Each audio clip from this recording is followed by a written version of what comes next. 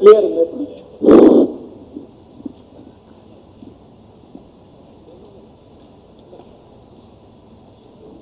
So anomalies కింద ఓకేనా 60 lakhs under anomalies and 30 lakhs 32 lakhs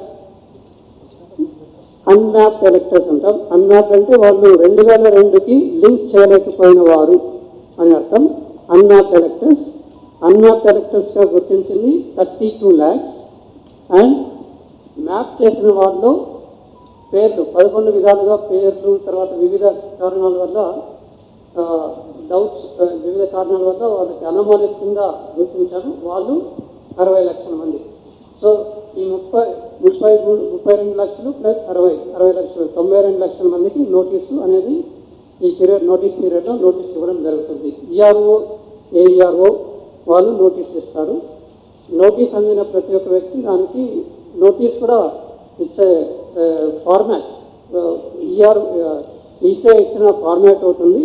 ఆ ఫార్మాట్ ద్వారా ఆ నోటీస్ ఇస్తారు. ఆ నోటీస్లో డీటెయిల్స్ ఫిల్ చేసి ప్రతి ఒక్క ఎలక్టర్ ఇందులో ఎవరికైతే నోటీస్ అందుతుందో వాళ్ళు ఆ నోటీస్కి రిప్లై అనేది ఇవ్వాల్సి వస్తుంది. రిప్లై తీసుకున్న తర్వాత ఈఆర్ఓ వాటిపైన ఒక హియరింగ్ లా కండక్ట్ చేసి వాటిని డిస్పోజ్ చేస్తారు.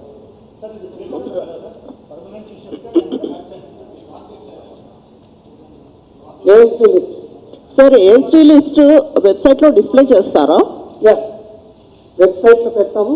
తర్వాత డీటెయిల్స్ యా సాఫ్ట్ కాపీ ఇచ్చేస్తామని మీరు తీసుకొని తర్వాత వెబ్సైట్లో కూడా పెడతాము.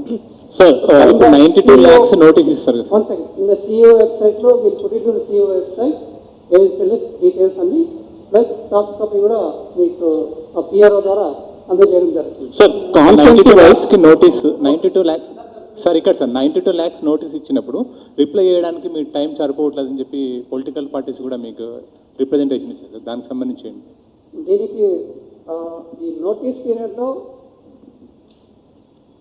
119 మంది ఈఆర్ఓస్, తర్వాత 890 మంది ఏఈఆర్ఓస్, వీళ్ళు ప్రస్తుతానికి ఉన్న స్ట్రెంగ్త్. వీళ్ళు కాకుండా ఇంకా అడిషనల్ ఏఈఆర్ఓస్ కోసం కూడా మేము ఈసీఐకి రాయడం జరుగుతుంది. అడిషనల్ ఏఈఆర్ఓస్ కూడా దగ్గర ఒక ఇంకో 500-1000 వరకు తీసుకోవడం జరుగుతుంది. కాబట్టి 2000 పైచలకు ఆఫీసర్స్ ఈ నోటీస్ పీరియడ్లో నోటీస్ ఇచ్చి సంజాయిషీ తీసుకొని వాటిని డిస్పోజ్ చేయడం జరుగుతుంది. అప్పటికీ సమయం సరిపోవట్లేదంటే అది ఈసీఐ వాళ్ళని కోరడం జరుగుతుంది సమయం కోసం. ఓటర్ నోటీస్ వచ్చిందా రాలేదా తెలుసుకోవడం ఎట్లా సార్? ప్రతి ఒక్క బిఎల్లో అందజేస్తారండి. ప్రతి ఒక్క బిఎల్లో వాళ్ళ యొక్క పోలింగ్ స్టేషన్లో ఉన్న వారికి ఎవరికి నోటీస్ ఇస్తున్నారనేది బిఎల్ఓ ద్వారా అందజేయడం జరుగుతుంది.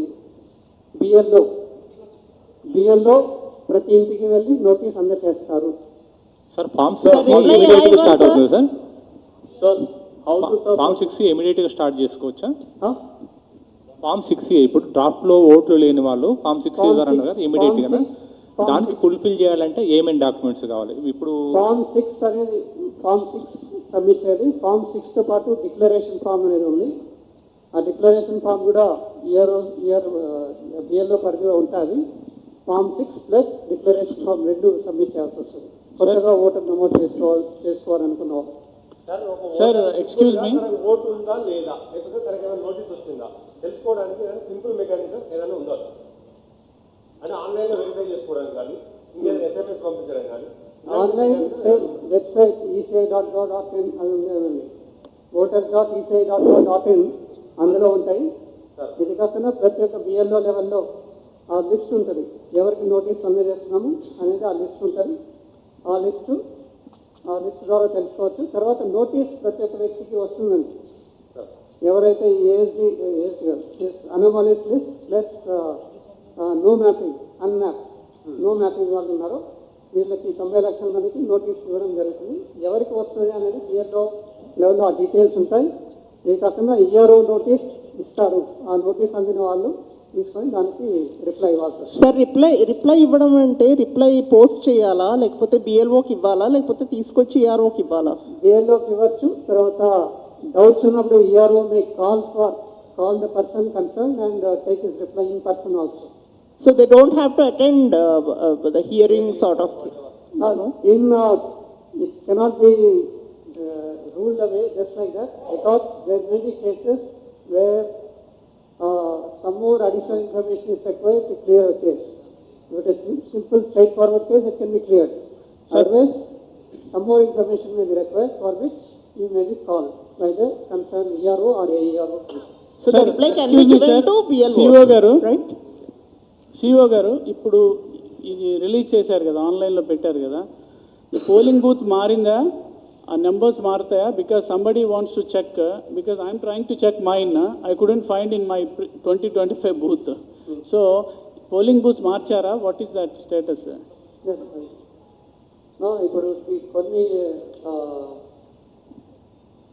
జిహెచ్ఎంసీ పరిధిలో నెంబర్ కొన్ని మారాయి. అంటే బికాస్ ఆఫ్ అడిషనల్ ఇంతకుముందు 1800, 1700, 1600 అలా ఓటర్స్ ఉండడం వల్ల దాన్ని స్ప్లిట్టింగ్ చేసి కొత్త పోలింగ్ స్టేషన్స్ అనేది చేసుకోవడం జరిగింది. ఆ డీటెయిల్స్ ఏవనేది కూడా ఈఆర్ఓ పరిధిలో ఉంటాయి. ఎన్ని కొత్త పోలింగ్ స్టేషన్స్ అయినాయి, ఎన్ని స్ప్లిట్ చేసి కొత్తగా ఫామ్ చేశారు పోలింగ్ స్టేషన్ అనేది, ఆ డీటెయిల్స్ ఈఆర్ఓ పరిధిలో ఉంటాయి. అది అర్థమైంది సార్, కొత్త పోలింగ్ స్టేషన్లు యాడ్ చేశారు. But if I want to check, where do I go and check? Because you only put up the PDFs. There is nothing like where I can check. ఆ previous number voter ID ఉంటుంది అన్నది 2025ది, ఆ నెంబర్తో check చేసుకోవడానికి లేదు కదా number మారుతాయండి sir? Because number previous polling station number 1 serial number 25 అంటే పోలింగ్ స్టేషన్ నెంబర్ 1 అయినా కూడా సీరియల్ నెంబర్ 25 ఉండకపోవచ్చు. ఎందుకంటే family members some additions, because of family member additions